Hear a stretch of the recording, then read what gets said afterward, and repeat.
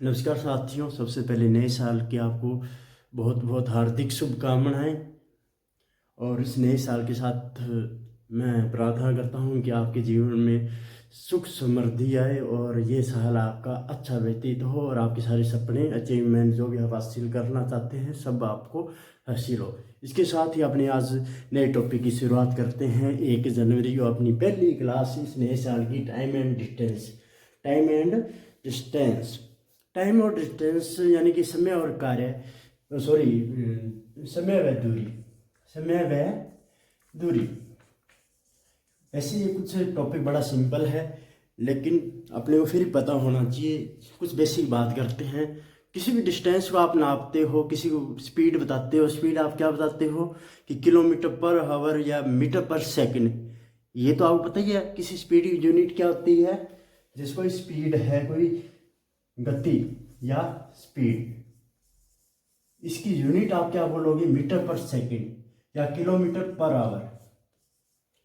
यानी किलोमीटर बोले तो डिस्टेंस को दिखा रहा है, यानी दूरी को दिखा रहा है, तो ये दूरी। और एच बोले तो ओवर, ओवर बोले तो घंटे, घंटे को दिखा रहा है। घंटे मतलब समय।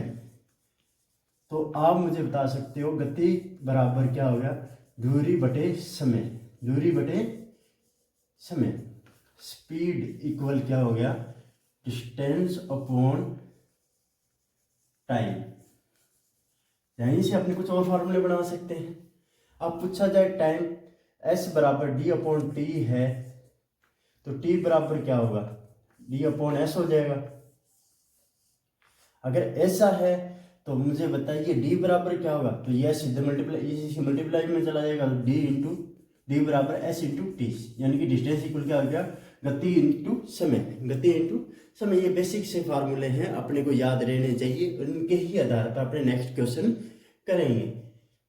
अब अगर आप ये पहली बार क्लास है, आप कभी आपको अगर ये फार्मूले याद नहीं है तो आपको ये लिखने चाहिए। गति बराबर दूरी बटे समय, यानी S equal D upon T. Distance होता है D, T for time, S for speed. T equal क्या हो जाएगा, ये टी एस के साथ मल्टीप्लाई होगी, क्या आ जाएगा, डिस्टेंस आ जाएगा। डिस्टेंस का इक्वल क्या आ जाएगा, स्पीड इंटू टाइम, और टाइम की वैल्यू क्या आ जाएगी, डी अपॉन एस।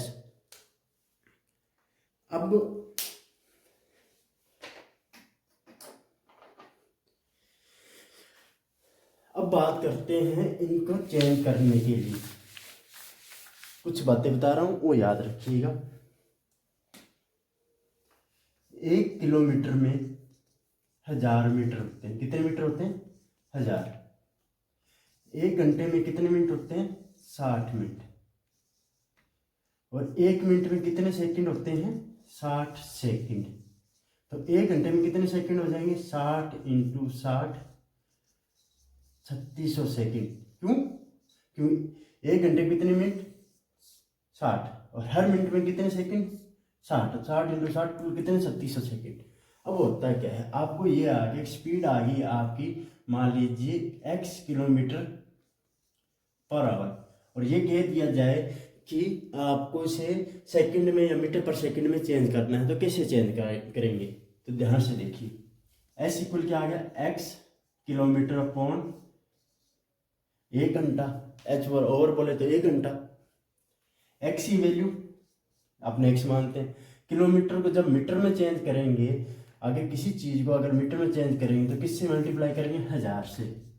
ये हो गया 1000 से मल्टीप्लाई, ये हो गया मीटर में चेंज, ये क्या हो गया, मीटर में चेंज। ये नीचे क्या 1 घंटा है, 1 घंटे को सेकंड में चेंज करेंगे तो किससे मल्टीप्लाई करेंगे, 3600 से। ये हो गया सेकंड। 0 से 0 कट, ये आ गया x इंटू 5/18 मीटर पर सेकंड।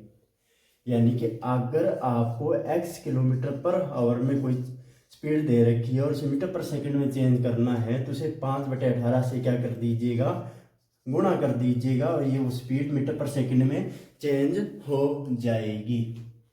अब इसका उल्टा देखते हैं। अगर ना समझाए क्लास को तो एक बार बैक करके वापस देखिएगा मैंने क्या बता दिया है। मैं अब अपना नेक्स्ट स्टेप, नेक्स्ट कॉन्सेप्ट बताता हूँ इसकी बेस पर ही।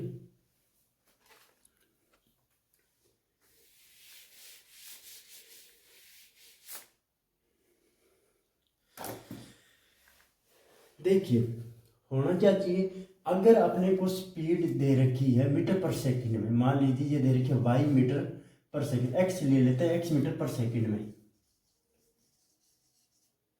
यानी इसका मतलब हो गया कि एक्स मीटर एक सेकंड में दूरी तय करता है। ये एक्स मीटर एक सेकंड में दूरी तय कर रहा है। अब इसे किलोमीटर पर आवर में चेंज करना है, तो एक्स को जब किलोमीटर में चेंज करेंगे, मीटर से किलोमीटर में, तो 1000 से क्या करना पड़ेगा, डिवाइड। कहने का मतलब 1 मीटर में 1/1000 किलोमीटर होता है। ये डिवाइड में चला जाएगा। 1 मीटर में 1/1000 किलोमीटर होता है। वैसे ही एक्स में कितना किलोमीटर होगा, x/1000 किलोमीटर। और 1 सेकंड में 1/3600 घंटे होते हैं। तो अब सेकंड बटे में से 1/3600 लिख दूंगा, सेकंड वो घंटे, 1/3600 घंटे।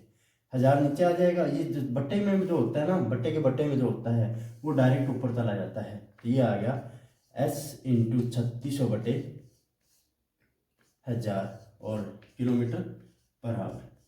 यानी कि आप इसे कट करेंगे तो आपके पास आएगा s = 18/5 kilometre per hour, 5 kilometre per hour.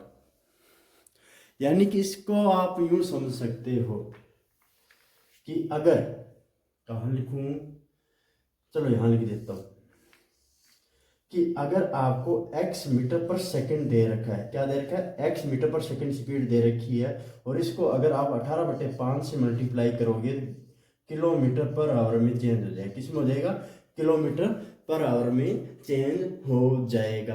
Basic यही क्वेश्चन आता है अपना सिंपल। लेकिन कई बार किलोमीटर पर मिनट ऐसे भी आ जाते हैं, तो आपको चेंज करना आना चाहिए। 2-3 उस टाइप के सवाल करते हैं, क्योंकि फर्स्ट क्लास है तो आज उसके बारे में बात करेंगे, फिर धीरे धीरे से अपने आगे बढ़ेंगे। इतना समझ आ गया होगा। जो नोट करना है वो नोट कर लीजिए, बिना कॉपी पेन के साथ मत बैठिए। जिससे जहाँ से भी पढ़िए, यूट्यूब पर मैथ पढ़ते हो तो आपके साथ एक कॉपी पेन होना चाहिए। तो करते हैं हमने नेक्स्ट क्वेश्चन।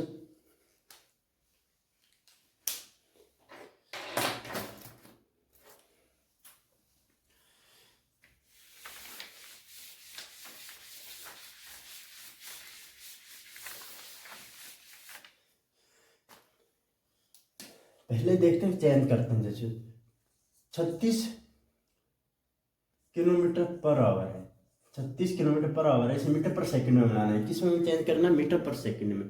तो अपने से क्या कर देंगे, 5/18 से मल्टीप्लाई कर देंगे। 36 गुणा में 5/18, तो 18 दूनी 36, 5 दूनी 10, 10 मीटर पर सेकंड। यानी किलोमीटर पर आवर को अगर आप मीटर पर सेकंड में चेंज करोगे तो इसकी स्पीड क्या आ रही है, 10 मीटर पर सेकंड आ रही है। कितनी आ रही है, 10 मीटर पर सेकंड। इस तरह और देखते हैं अपने। मान लीजिए आपने लिए 108 kilometre per hour, 108 kilometre per hour. इसे चेंज करोगे तो आपको मीटर पर सेकंड में चेंज करना है, तो क्या करोगे, 108 5/18, 18 के 108, 30 मीटर पर सेकंड। या इसका उल्टा, मान लीजिए 10 मीटर पर सेकंड आ रहा है, 10 नहीं अपने 25 ले लेते हैं, 25 मीटर पर सेकंड आ रहा है, और इसे किलोमीटर पर आवर में चेंज करना है। तो क्या करोगे, 25 × 18/5, 18/5, 90 किलोमीटर पर आवर अपना क्या आ जाएगा, आंसर आ जाएगा। इसी तरह अपने देखते हैं, मान लीजिए 24 आ गया, 24 मीटर पर सेकंड, इसे किलोमीटर पर आवर में चेंज करना है। 24 × 18/5, इसको चेंज करेंगे। ठीक है, चेंज करने के लिए आपने क्या है, 144 11 अंश से, हाँ 18 8 कितना होता है, 144 11 अंश से 73.4 किलोमीटर पर आवर। इसका क्या आ गया, उत्तर आ गया। कितना आ गया, 73.4 किलोमीटर पर आवर। इसका क्या आ गया, उत्तर आ गया है।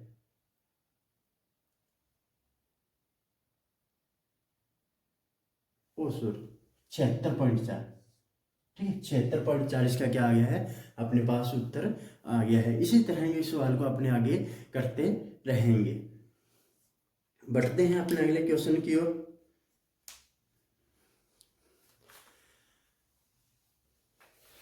सिंपल से सिंपल क्वेश्चन से शुरुआत करेंगे। चेंज करना आ गया है, अब अपने सिंपल क्वेश्चन से शुरुआत करेंगे। होता क्या है कि आपको दे रखा होगा कि कोई व्यक्ति 10 किलोमीटर 4 घंटे, कितना टाइम लगे लेता है? 4 घंटे। मान लीजिए ये मैं 50 किलोमीटर कर देता हूँ। 50 किलोमीटर 22 साइकिल से जाता है, 4 घंटे में जाता है। उसकी स्पीड ज्ञात कीजिए। उसका स्पीड क्या होगा? उसका स्पीड होगा एस बराबर दूरी बटा समय। दूरी बटा समय, दूरी कितना? 50, समय कितना? 4, 25/2 यानी कि 12.5। इस हिसाब से वो हर घंटे में 12.5 किलोमीटर पर आवर की स्पीड चल रहा है। यानी 1 घंटे में वो कितनी दूरी तय कर रहा है? 12.5 किलोमीटर। इसका ये मतलब बनता है 1 घंटे में कितनी दूरी तय करेगा? 12.5 किलोमीटर। इसी तरह थोड़ा सा और देखते हैं क्वेश्चन। कोई व्यक्ति है या कोई बस, जो भी आपने ले, बस कार किसी भी बात करें, वो चलता है 240 किलोमीटर। कितना? 240 किलोमीटर। समय लेता है 8 घंटे। समय लेता है 8 घंटे। तो चाल यानी कि स्पीड क्या आएगी? आपको दूरी बटा समय 240/8, 30 किलोमीटर पर हावर। लेकिन उसने कहा कि नहीं नहीं भाई साहब, इसे आप मीटर पर सेकंड में चेंज कीजिए। किस में चेंज कीजिए? मीटर पर सेकंड में। तो मीटर पर सेकंड के लिए क्या करेंगे? 30 को 5/18 से क्या कर देंगे? मल्टीप्लाई कर देंगे। ये 5 से कट गया, ये 3, 6 के 12 से कट गया, 6 3 18, 6 5 30, 25/8 और सॉरी 25/3, 8 3 24, 1 से 1/3 मीटर पर सेकंड अपना क्या आ गया? उत्तर आ गया। 8 से 1/3 मीटर पर सेकंड अपना क्या आ गया? उत्तर आ गया।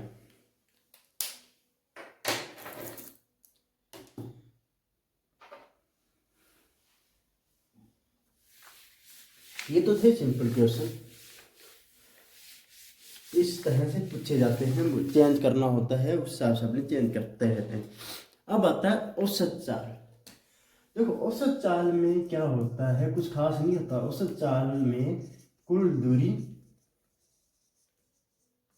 बटे में लगा कुल समय, बटे में लगा कुल समय, कुल दूरी बटे में लगा कुल समय ही होता है। और इसके आधार पर अपने क्या निकालते हैं? इनका आंसर निकालते हैं। तो अब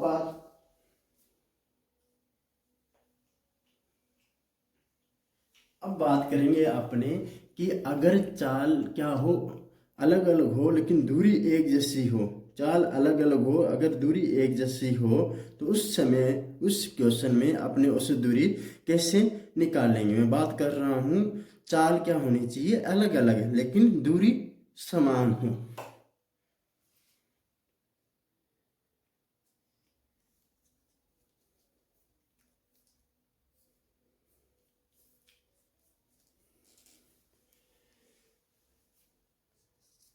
चाल क्या हो?